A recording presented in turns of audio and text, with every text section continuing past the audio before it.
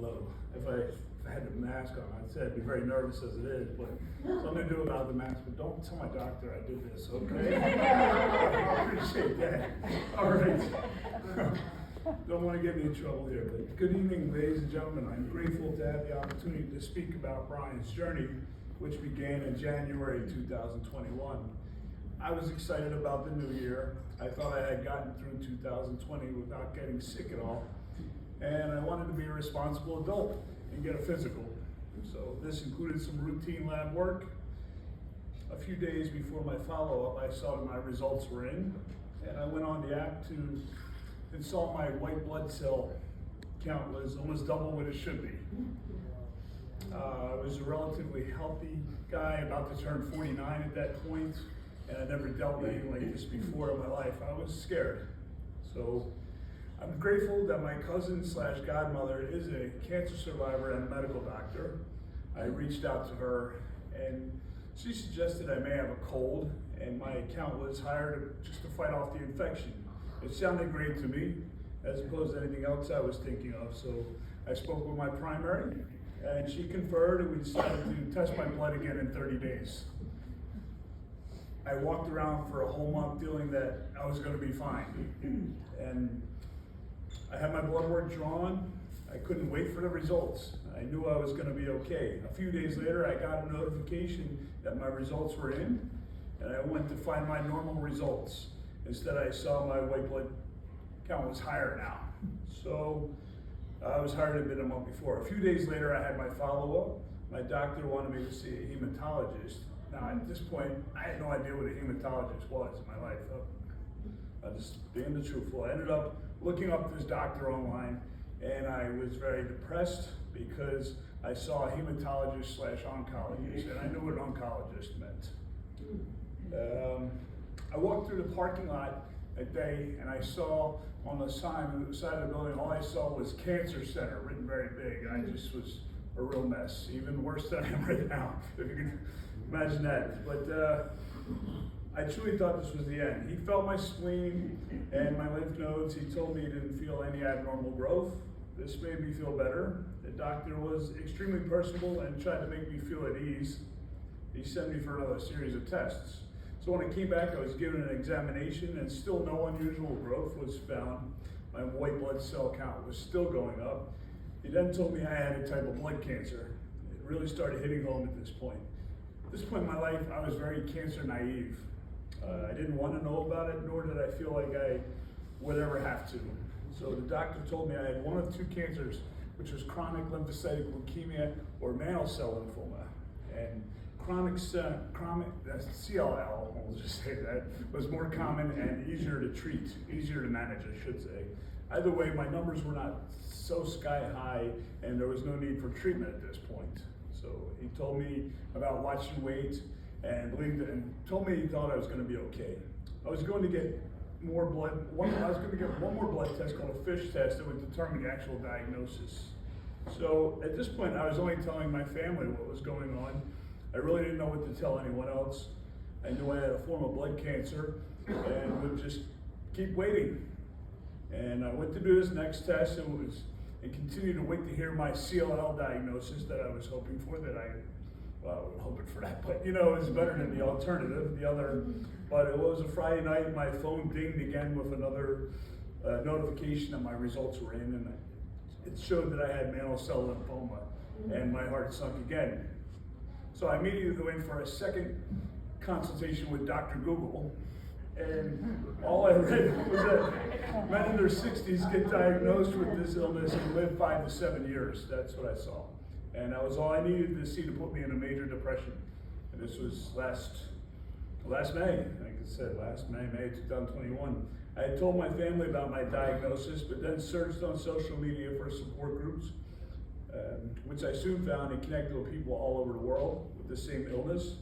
And the first thing they told me was not to Google it. Well, I was a little too late for that. But it's okay, I can laugh about it now, because last year was, but anyway, I'll get back on track. So it told me a lot of information was outdated, but what I did discover from this group was that this disease doesn't discriminate against gender, age, race, no, it does not discriminate. I started getting education that night from other MCL warriors. Some were on watch and wait, some in treatment, and others were cancer-free. So my next appointment, I was advised that my numbers were still somewhat low and could remain on watch and wait. Personally though, the idea of waiting for this cancer is growing inside of me, it worried me. And I was given the name of an MCL specialist from this group, and I went to for a real second opinion. This doctor had told me that the spectrum, there's 15% cases that are very indolent, extremely, and another 15% are extremely aggressive, that I was in neither one of those two categories. I was in the middle. He said closer to the indolent side at that point. But I was advised to start treatment within a few months. And I agreed to this since I wanted to get better. My treatment plan called for BTK inhibitors. I'd never heard of that before last year either, but I'm learning a lot. I was told this would be the best option for me with my age and degree of illness. I was excited and wanted to get better. So a week before I was to start treatment in October of 2021, I was informed my insurance company had denied this treatment, saying it wasn't the first line treatment for MCL. The doctor told me he was going to work with my original oncologist to appeal these decisions. Meanwhile, my numbers were progressing, as was my depression. At this point, I had lived in fear that my mother was going to have to bury me. That's what I thought. And January 2022, I was contacted by a third oncologist who I had been referred to. This doctor told me that the insurance company wanted me to use basic chemotherapy, but he believed the targeted treatment would give me much better results. He informed me there was a doctor at Memorial Sloan Kettering Cancer Center who was running a clinical trial that was using very similar treatment methods to my original treatment plan. He sent an email to Dr. Kumar about me. And so I went to see my fourth oncologist for more tests. I was given a follow-up appointment for February 3rd, where I would find out if I was eligible for this trial. After we spoke about, I was informed that I was accepted on the bovine study and could start treatment that day if I chose to participate.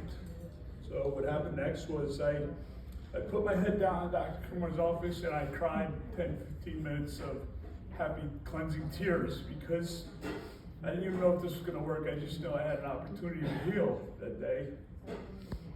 And I had the opportunity using the targeted treatment that 4 different oncologists wanted me to use. So I always say that 85% of the depression left my body that day. I started the day with a obinutuzumab infusion along with zanubrutinib. It's a whole new vocabulary I'm learning with this too. That day my white blood cell count was at 206.4, approximately 2,000% higher than it should be. And before I started, by the next day when I came back for a second infusion, that number dropped to 131.9. My third infusion was 6 days later, and my count had dropped to 11.4. A week later, my level was back to normal and has stayed normal since then. At the beginning of cycle 3, I started taking venetoclax, and my last infusion was the beginning of cycle 8. October 13, 2022, I went for blood work and my follow-up and was excited when I found out that this trial was working so well, I did not have to return till after the new year. And I'll be coming in for a CT scan on January 4th, and we'll get some amazing results that next day. That all the meds are still working well, and I will continue to heal. So my family and I are extremely grateful that I chose to participate in this clinical trial. I keep healing physically as well as mentally and emotionally each and every day. I may still have cancer, but it doesn't have me. And I will be cancer-free one day. Almost done. So, I promise. I could have started treatment last year using the basic chemotherapy, but I never lost my faith in the system the whole time. To me, if 4 oncologists believed the BTK inhibitors would have better results for me, I believed as well. And I read a lot of things about clinical trials online that we talked about here, and they all rang a bell, these things I was reading. But I chose to put my faith in the scientists and doctors who are dedicating their lives to help others like me. It is also amazing to know that my success and healing will help others in the future. I have already started working and spending time with my brothers and sisters I have connected with whose lives have been affected by one form of cancer or another, and I plan to continue this work for the rest of my life. In closing, there comes closing. I really wanted to thank Dr. Anita Kumar, who is healing me. I always say I might not be your best friend, but you're my BFF. And I also want to express my gratitude for Memorial Sloan Kettering Cancer Center, my house of healing, as I want to thank Beijing and Roche Genentech and Massachusetts General Hospital and others who have been part of this trial, who have contributed to this trial, and I'm grateful for all. But I also want to thank the other 3 oncologists for their efforts, as their experiences led me to where I am now.